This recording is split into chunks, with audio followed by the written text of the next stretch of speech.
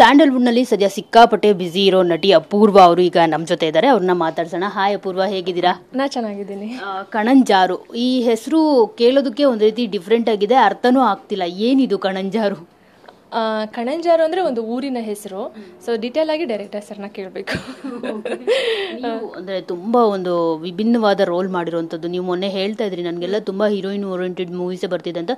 ನಾನು ಇದನ್ನು ನೋಡಿದಾಗ ಮೇ ಬಿ ನೀವೇ ಇದಕ್ಕೆ ಲೀಡ್ ಹೀರೋಯಿನ್ ನೀವೇ, ಹೀರೋ ಇಲ್ಲ ನೀವೇ ಹೀರೋ ಆಗಿ ಆ್ಯಕ್ಟ್ ಮಾಡಿರೋದು ಅಂತ ಅಂದ್ಕೊಂಡೆ.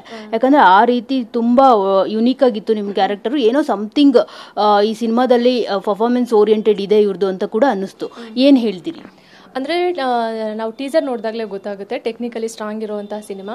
ನನ್ನ ಪಾತ್ರ ಇದರಲ್ಲಿ ಹಾಗೇ ಇದೆ. ಅಂದರೆ ಅವಳು ಇದರಲ್ಲಿ ಆ ಪಾತ್ರಕ್ಕೊಂದು ತೂಕ ಇದೆ, ಆ ಥರ ತೋರಿಸಿದ್ದಾರೆ. ಸೊ ನಾನು ಟೀಮ್ ಬಗ್ಗೆ ಅಷ್ಟೊಂದು ಸ್ಟಾರ್ಟಿಂಗ್ ಸ್ಟೋರಿ ಕೇಳಬೇಕಾದ್ರೂ ಓಕೆ ಮಾಡೋಣ, ಯಾಕೆಂದರೆ ಕತೆ ಚೆನ್ನಾಗಿದೆ ಮಾಡೋಣ ಅಂತ. ಬಟ್ ಇಷ್ಟೊಂದು ಸ್ಟ್ರಾಂಗಾಗಿ ಮಾಡ್ತಾರೆ, ಇಷ್ಟು ಚೆನ್ನಾಗಿ ನೀಟಾಗಿ ಮಾಡ್ತಾರೆ ಅಂತ ಅಂದ್ಕೊಂಡಿರಲಿಲ್ಲ. ಬಟ್ ನಂಗೆ ತುಂಬ ಖುಷಿ ಆಯಿತು ಟೀಸರ್ ನೋಡಿ. ಸಾಂಗ್ ಕೂಡ ತೋರಿಸಿದ್ರು ಇವಾಗ. So I am happy. ಯಾವ ಥರ ಸಬ್ಜೆಕ್ಟ್? ಇದೊಂದು ಸಸ್ಪೆನ್ಸ್ ಥ್ರಿಲ್ಲರ್ ಸಿನಿಮಾ. ಸೊ ನಾನಿವಾಗ ಹೀರೋಯಿನ್ ಸೆಂಟ್ರಿಕ್ ಸಿನಿಮಾ ಮಾಡ್ತಾ ಇದ್ದೀನಿ. ಬಟ್ ಇದು ಹಾಗೆ ಸ್ವಲ್ಪ ನನ್ನ ಪಾತ್ರದಲ್ಲಿ ಇದು ಬರುತ್ತೆ. ತುಂಬ ಸ್ಟ್ರಾಂಗ್ ಇರುವಂತಹ ಪಾತ್ರ. ಎಂಜಾಯ್ ಮಾಡ್ಕೊಂಡು ಮಾಡಿದೆ, ಚೆನ್ನಾಗಿತ್ತು. ಯಾಕೆ ಅಪೂರ್ವ ಅವ್ರಿಗೆ ಬರೀ ಹೀರೋಯಿನ್ ಓರಿಯೆಂಟೆಡ್ ಸಿನಿಮಾಗಳೇ ಜಾಸ್ತಿ ಬರ್ತಿರೋ ಅಂತ? ಗೊತ್ತಿಲ್ಲ, ಪುರುಷೋತ್ತಮ ಸಿನಿಮಾ ಆದಮೇಲೆ ಮೋಸ್ಟ್ಲಿ ಇವಳು ಕ್ಯಾರಿ ಮಾಡ್ತಾಳೆ, ಈ ಥರ ಮಾಡ್ಬೋದು, ಇವಳ ಕೈಲಿ ಆಗುತ್ತೆ, ಯಾವ ಥರ ಚಾಲೆಂಜ್ ರೋಲ್ಸ್ ಆದರೂ ಮಾಡ್ತಾಳೆ ಇವಳು ಅಂತ ಹೇಳಿ.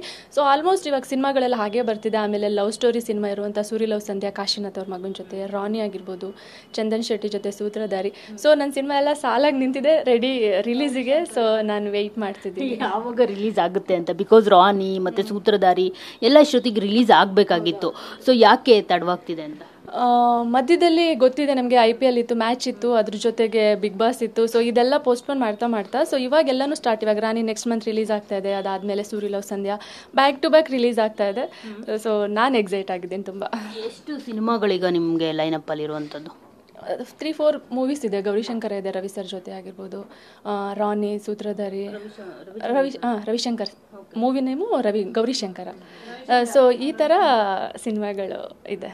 ಓಕೆ, ಬಿಗ್ ಬಾಸ್ಗೆ ಏನಾದರೂ ಆಫರ್ ಬಂದರೆ ಹೋಗ್ತಾರಾ? ಬಿಕಾಸ್ ನಿಮ್ಮ ಬಾಯಲ್ಲೇ ಬಿಗ್ ಬಾಸ್ ಅಂತ ಬಂತು, ಅದಕ್ಕೆ ಕೇಳ್ತಾ ಇದ್ದೀನಿ ಕ್ಯೂರಿಯಾಸಿಟಿ. ಇಲ್ಲ, ನನಗೆ ಬಿಗ್ ಬಾಸ್ ಆಫರ್ ಬರ್ತಾನೆ ಇದೆ. ಇವಾಗಂತಲ್ಲ, ನಾನು ವಿಕ್ಟ್ರಿ 2 ಸಿನಿಮಾ ಮಾಡಿದಾಗಿಂದನೂ ಬರ್ತಾ ಇದೆ. ಬಟ್ ಆ ಟೈಮಲ್ಲಿ ನಂಗೆ ದಿನ ಸಿನಿಮಾಗಳಿತ್ತು, ಶೂಟಿಂಗ್ ಇತ್ತು. ನಾನು ಇಲ್ಲಿ ಏನೋ ಹೇಳಿಬಿಟ್ಟು ಅಲ್ಲಿ ಹೋಗೋಕೆ ಆಗ್ತಾ ಇರಲಿಲ್ಲ, ಡೇಟ್ಸ್ಗಳಿತ್ತು. ಸೊ ಸದ್ಯಕ್ಕೆ ಪ್ಲ್ಯಾನ್ ಇಲ್ಲ.